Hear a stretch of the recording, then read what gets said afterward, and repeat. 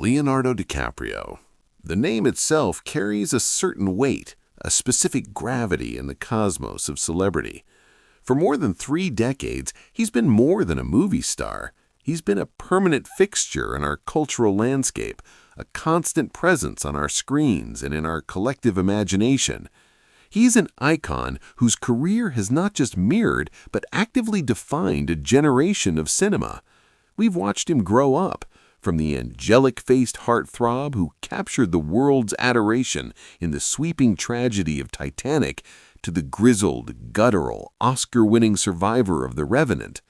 His professional path has been nothing short of a masterclass in navigating the treacherous, often fatal waters of Hollywood fame.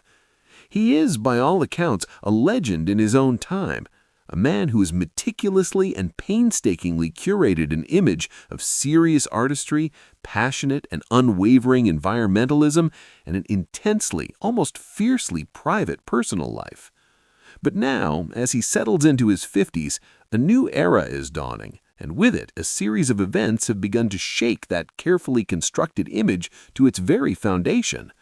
These tremors are creating a media stir, a firestorm of commentary and speculation that has left Hollywood insiders and lifelong fans alike wondering what's really going on with Leo.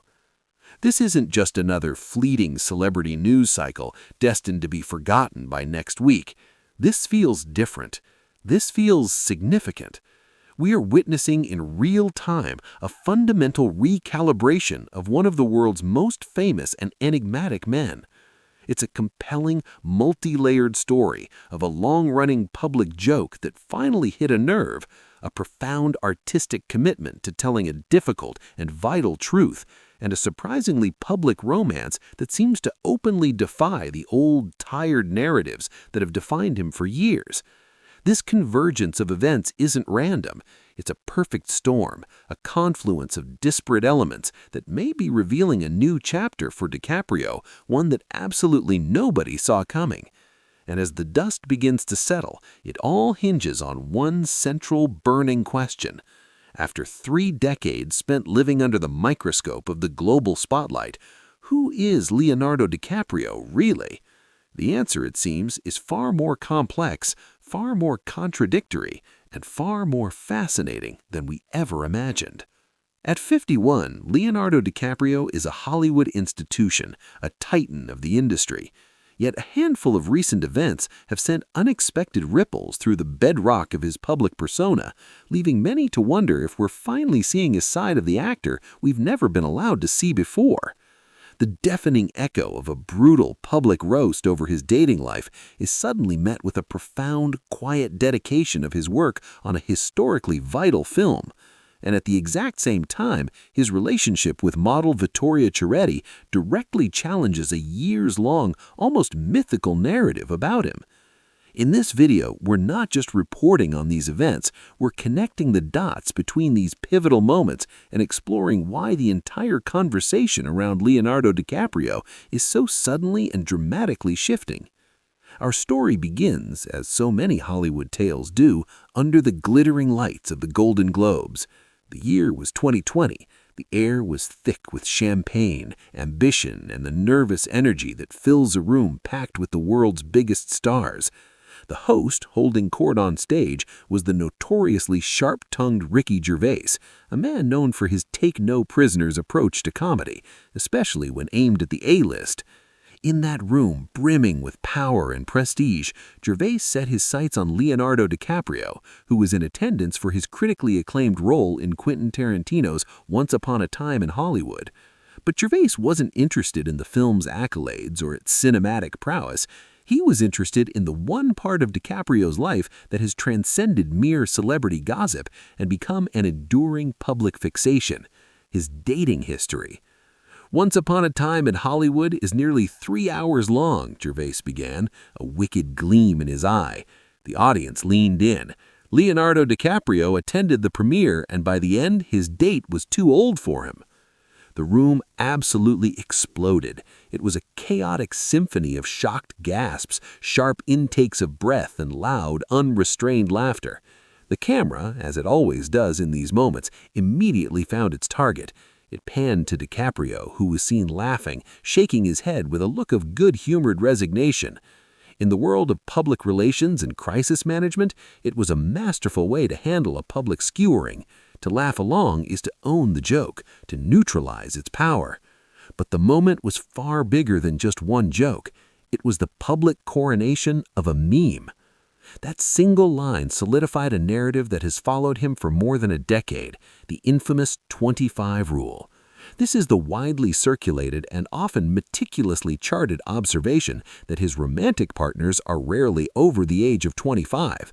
What started as whispers on gossip forums transformed into a full-blown cultural phenomenon, a running joke that everyone was in on. For years, as this narrative grew, DiCaprio maintained a stoic, impenetrable silence, a strategy that only fueled more public curiosity and solidified the myth. His refusal to engage made the story feel even more true. But now, the context is entirely different. As he enters his 50s, the joke, once just a jab at a youthful celebrity, lands with a new and potent irony. The ground has shifted beneath his feet. His current girlfriend, the Italian supermodel Vittoria Ceretti, is 27. Now, on the surface, this may seem like a minor detail, but within the rigid, meme-defined confines of the under-25 pattern, it represents a notable and significant break. Their relationship, which became public knowledge in 2023, has been consistently described by inside sources as serious, moving beyond the casual encounters the public has been led to expect. Sources have even noted that Ceretti has formed a close and meaningful bond with DiCaprio's influential mother, Immerlin Indenderken, a step that is widely reported to be a crucial, non-negotiable factor for the famously private actor. And Ceretti herself is a force to be reckoned with. She is not a passive participant in this story. She has spoken out publicly about the inherent discomfort of being labeled simply as someone's girlfriend, expressing how deeply annoying it can be to feel your own identity and accomplishments being absorbed by a famous partner. When Ricky Gervais delivered that punchline, he was tapping into a deeply embedded public narrative, a caricature built over many years. And DiCaprio's laugh, broadcast to millions, felt like a startlingly public acknowledgement of the persona built around him. But that was just one side of a rapidly unfolding story. At almost the exact same time, another, far more profound narrative was taking shape that revealed a completely different, almost opposite side of the actor. While the world was still chuckling at jokes about his love life, DiCaprio was pouring every ounce of his creative energy into what is arguably one of the most significant and challenging films of his entire career, Killers of the Flower Moon. Directed by his longtime collaborator and cinematic mentor, the legendary Martin Scorsese, the film is a sprawling, somber, and deeply unsettling epic. It tells the true story of the systematic murders of Osage Nation members in the 1920s after unimaginable wealth was discovered under their land in the form of oil. This wasn't a glamorous blockbuster or a commercial vanity project. It was a deeply serious, morally complex film about a dark, shameful, and largely forgotten chapter in American history. DiCaprio's involvement in this project went beyond simply showing up and delivering his lines. It reveals a level of artistic integrity that the tabloid narratives conveniently ignore. Initially, the script was structured as a more conventional crime procedural. The story was to be told from the perspective of the federal agents who investigated the crimes, with DiCaprio slated to play the heroic Tom White, the FBI man who ultimately solves the case. It was a classic, bankable Hollywood formula. But something felt wrong.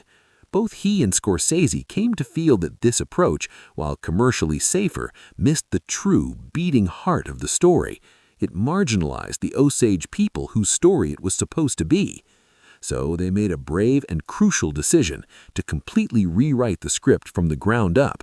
They shifted the entire focus on the toxic, chilling relationship between Ernest Burkhart, DiCaprio's character, and his Osage wife, Molly, played with breathtaking grace by Lily Gladstone. This radical change wasn't just a tweak, it was a fundamental restructuring that centered the story on the Osage perspective and forced the audience to experience the chilling, intimate, and stomach-turning nature of the betrayal from within. What followed was not the typical Hollywood production. DiCaprio has spoken at length about how Scorsese became utterly obsessed with getting the story right, with honoring the truth of the Osage experience. He described how the master director locked himself away for months on end to ensure the film's historical and cultural authenticity. He himself praised Scorsese's ferocity in wanting to tell the truth, no matter how ugly, uncomfortable, or damning that truth might be. He has described his work with Scorsese not just as a job, but one of the most profound learning experiences of his entire life, a collaboration built on months of intense debate, mutual trust, and a shared relentless search for the soul of the character and the story. This is the other side of Leonardo DiCaprio, the one-line jokes and tabloid headlines completely ignore. This is the artist, the cinephile, the dedicated student of the craft. It's no accident that during his long-awaited Oscar acceptance speech for The Revenant,